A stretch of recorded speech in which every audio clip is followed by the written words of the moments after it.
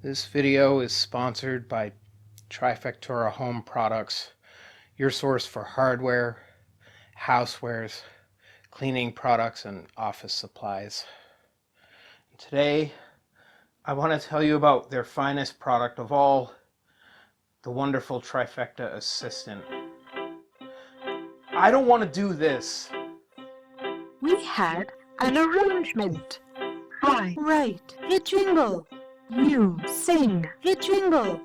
Then you had a processing malfunction. You did not sing the jingle.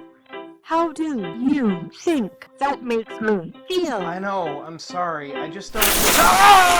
Trifecta, Trifecta, the cream of the crop. For digital assistance, Trifecta is tops to manage appointments and schedule your day. Once you have Trifecta, then you'll shout. So if your life is missing that certain spark, zip on over to Trifectura and order the Trifecta Assistant today. It'll prod the unruly cattle of your life back into line. Can I be done now? I suppose that was adequate.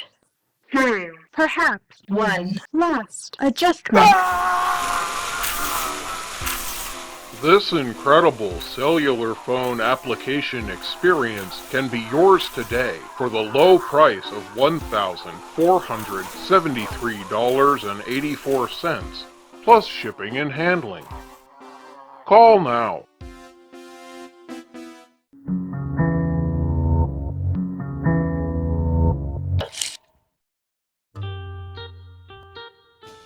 A funny thing happens when you watch a Billy Wilder movie. At first, everything looks normal. Everyday people find themselves down on their luck, or roped into insurance scams, or trying to get ahead at work. But look closer, and things get a little, wild. Over-the-hill film stars bury pet chimps in the backyard. Wealthy partygoers test the load-bearing capacity of sugar-based plastics. America's top mobster is a little bald man with an enormous hearing aid.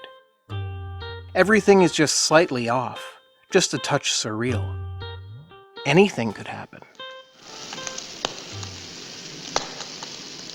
Wilder populates these films with certain recurring character tropes. People living double lives, as in Some Like It Hot or Love in the Afternoon. People in disguises, as in Double Indemnity and Witness for the Prosecution. Cases of mistaken identity abound. Madame is waiting. Joe is confused for the Undertaker in Sunset Boulevard. There's even a funny bit in The Spirit of St. Louis where Charles Lindbergh accidentally gives a secretary the wrong card, and she introduces him as a suspender salesman. Identity, it would seem, is questionable at best.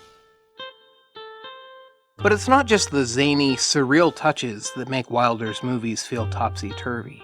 And it's not just the identities of individual characters that are in flux. I know I've seen that face before. In many cases, the worlds of these films are caught on the edge of massive upheaval. Social, economic, political. And when they really do center around an individual's experience, the focus is usually on transitional periods that are near universal. Love in the Afternoon is, in many ways, a meditation on the transition from sheltered childhood into the adult world.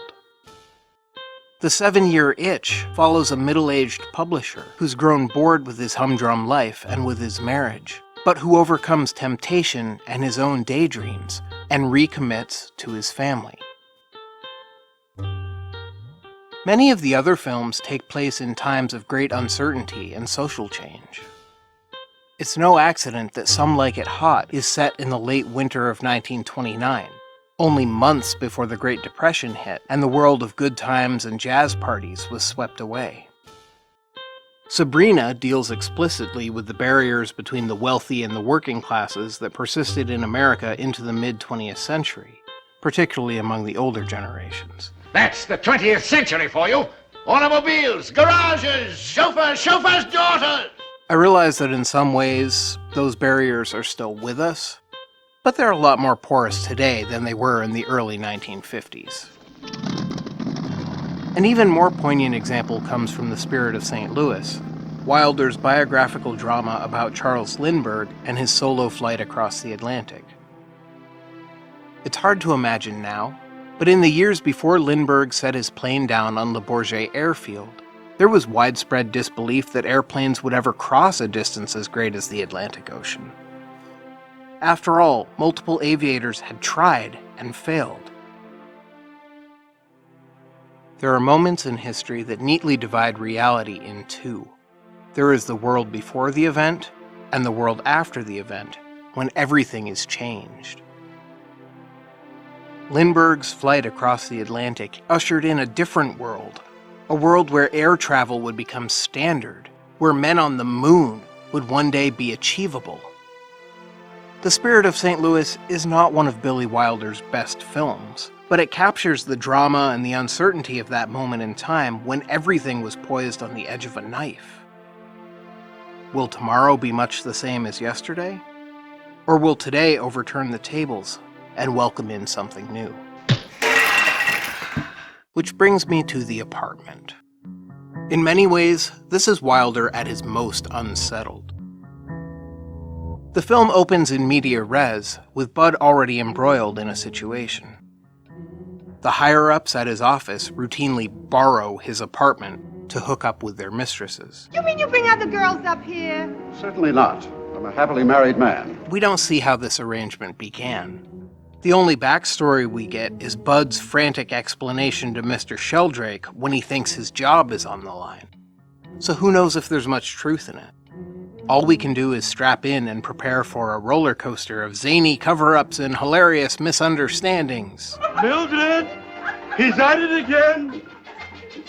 But what The Apartment presents is altogether different.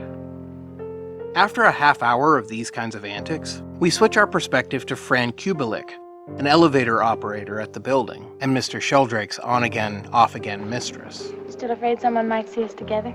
It's immediately clear that, for the women involved, there's nothing funny about what these men are doing. It hurts. Sheldrake is a serial philanderer, always telling his girl of the moment that he loves her, he's going to leave his wife soon, etc., when the truth is quite the opposite. You know, you see a girl a couple of times a week just for laughs, and right away they think you're going to divorce your wife. Now, I ask you, is that fair? No, sir, it's very unfair, especially to your wife. Yeah. The film bounces between these two perspectives, and the tone likewise whipsaws from light-hearted comedy to serious drama. Abandoned by Sheldrake on Christmas Eve, Fran tries to commit suicide, unaware that she's in Bud's apartment. As he nurses her back to health over the next few days, their connection deepens, and a more comedic tone reasserts itself. But by then, it's clear that The Apartment is neither frothy romantic comedy nor madcap farce. Believe me, it's not that easy. This is Wilder's critique of American modernism, with its oppressive drive for efficiency and strict hierarchy of the powerful at the top and everybody else below.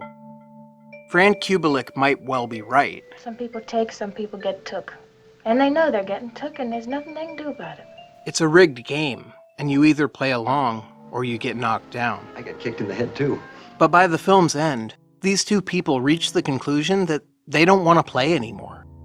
And maybe, together, they can pick themselves back up. The American post-war era is often seen as a time of great conformity, of rigid social norms and compartmentalization. Everything and everyone in the proper place. But reality doesn't color inside the lines. The world is messy, chaotic. It doesn't conform to a grid of little boxes, no matter how perfect that looks on paper. The films that Billy Wilder made during this period are a constant reminder to look beyond the grid, to revel in the wild, the offbeat, the inexplicable. Because really, that's where the fun is. All right, girls, from the top again.